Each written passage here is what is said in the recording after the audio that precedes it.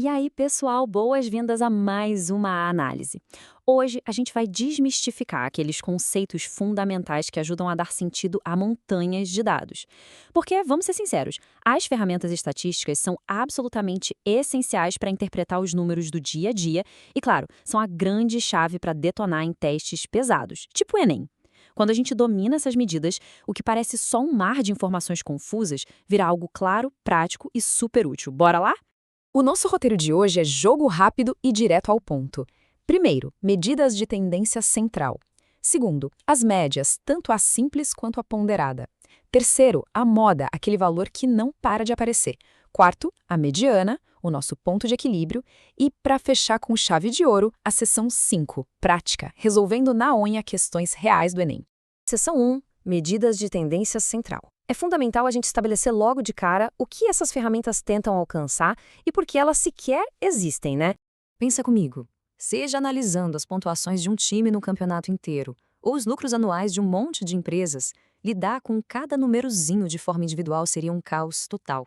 O objetivo dessas medidas de tendência central é pegar toda essa loucura, toda essa complexidade enorme e resumir em um número só, um número bem claro e fácil de digerir. É como se elas encontrassem o centro da informação, trazendo ordem para onde antes só tinha ruído. Seção 2. Médias, simples e ponderada. Essa era a nossa primeira ferramenta e, com certeza, a mais famosa desse kit, que aparece em dois sabores um pouquinho diferentes. A diferença de como a gente trata a informação aqui é muito fascinante. Na média simples, é como se todos os dados jogassem no mesmo time com a exata mesma força. A gente simplesmente soma os valores e divide pela quantidade deles. É perfeito para dados uniformes. Mas, e quando a vida real exige que algumas coisas valam mais do que as outras? Aí entra a média ponderada. Ela dá um peso específico para cada valor antes de calcular a média. Isso garante que a nossa realidade seja representada de uma forma muito mais justa. Para visualizar essa média ponderada na prática, é só lembrar daquele boletim escolar clássico. Cada matéria tem a sua nota, claro, mas repara nos pesos. Eles refletem a importância da disciplina no curso. O truque aqui é multiplicar cada nota pelo seu peso. Física, por exemplo, a nota 9,5 vezes o peso 4. Depois a gente soma todos esses resultados e divide o total por quanto? Pela soma de todos os pesos, que nesse caso dá 20. E é exatamente assim que o verdadeiro desempenho aparece, dando o devido valor às matérias mais pesadas. Seção 3. Moda, o valor frequente. Mudando de ferramenta, agora a gente vai falar de um conceito que é puramente sobre popularidade e repetição. E isso mostra de um jeito brilhante como a estatística está nas compras do nosso dia a dia. Imagine o estoque de uma sapataria registrando as vendas. Os tamanhos vendidos hoje foram 34, 39, 36, 35, 37, 40, 36, 38, 36, 38 e 41. Ufa! Qual número a loja precisa repor urgente? A moda resolve isso num piscar de olhos. O número 36 apareceu 3 vezes, mais que qualquer outro. Então, 36 é a nossa moda. Ah, e num detalhe, se houvesse um empate no primeiro lugar, o conjunto seria chamado de bimodal. Simples assim.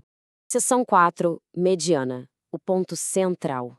Como o nome já entrega, aqui a gente está buscando o meio termo literal, o verdadeiro centro geográfico da nossa amostra. Olha só, tem um erro super comum aqui que é absolutamente fatal nas provas. A gente nunca, em hipótese nenhuma, pode tentar calcular a mediana sem organizar os dados primeiro. A regra de ouro é: ordena tudo do menor para o maior, ou vice-versa. Só depois de fazer isso é possível achar aquele elemento exato que divide a amostra no meio, separando a galera de cima da galera de baixo com precisão cirúrgica. Tá, mas e se não tiver um único número sobrando lá no meio? Digamos que a gente tem uma amostra com 6 elementos, um número par. Os números já estão na ordem: 15, 15, 27, 32, 32 e 44. Os dois valores centrais ali são o 27 e o 32. Para achar a verdadeira mediana, a gente tira a média simples só desses dois. Soma 27 com 32, divide por 2 e pronto. Chegamos ao valor cravado de 29,5. Seção 5, prática com questões do Enem. Agora sim, chegou a hora de ver se essa teoria sobrevive à pressão de um exame real. Bora para os testes. A gente tem aqui um cenário clássico de negócios que caiu na prova de 2012. A missão é bem direta, mas exige total atenção. O investidor quer descobrir quais são as duas empresas com a maior média de receita bruta anual num período de 3 anos. E como a gente faz isso? Usando o cálculo direto da média simples. É o tipo de decisão matemática que afeta dinheiro de verdade. Para resolver esse mistério, a gente tem que calcular a média de cada uma dessas 5 empresas de forma separada. A gente soma o faturamento de 2009, 2010 e 2011 e divide por 3. Pegando a Alfinetes V como exemplo, a soma dá 660, o que resulta numa média de 220. É aquele processo bem metódico, sabe? Empresa por empresa, até a gente descobrir quem realmente teve a performance mais consistente. E depois de fazer todas as continhas, rufem os tambores, temos os números vencedores. A Pizzaria Y, que cravou 230 milhares de reais em todos os anos, tem a maior média geral, 230. Logo atrás vem a Chocolates X, com uma média super sólida de 225. Essas são as 2 escolhas matemáticas perfeitas para garantir o melhor retorno para o nosso investidor. Prepara que agora o nível de dificuldade sobe.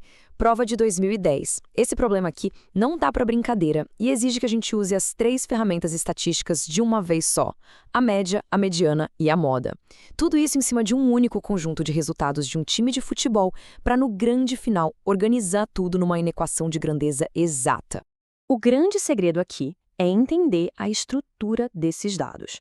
A coluna da esquerda mostra a quantidade de gols e a da direita em quantas partidas isso rolou.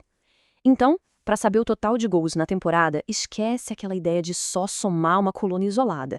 A gente tem que multiplicar os gols pela quantidade de partidas. Por exemplo, a marca de 2 gols aconteceu em 4 partidas. 2 vezes 4, 8. Então, foram 8 gols só nesse subgrupo aí. A lógica, passo a passo, desvenda o problema por completo. O total calculado dá 45 gols divididos por 20 partidas. Isso nos dá a média X de 2,25. Para a moda Z, é só caçar a maior frequência. E olha lá, em 5 partidas, o time simplesmente não marcou gols, passou em branco. Então a moda é 0. E para a mediana Y, colocando os resultados de todas as 20 partidas em ordem, os 2 valores centrais, nas posições 10 e 11, são exatamente o número 2. Logo, a mediana é 2. Com todas as cartas na mesa, a conclusão matemática é guiada pela pura lógica. O 0 da moda, inegavelmente, é menor que o 2 da mediana, que, por sua vez, é menor que o 2,25 da média. A inequação fica Z menor que Y menor que X. E assim a gente fecha esse desafio casca-grossa do exame com absoluta perfeição. E é com essa reflexão que a gente encerra a análise de hoje.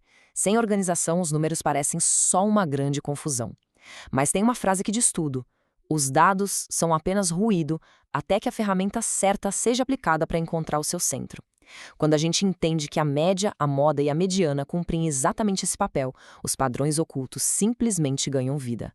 E aí fica a nossa provocação final. Quais outros dados do nosso dia a dia, seja nas notícias ou nos algoritmos, estão só esperando a ferramenta certa para revelar a verdadeira história deles? A curiosidade é fundamental. Até a próxima exploração, pessoal!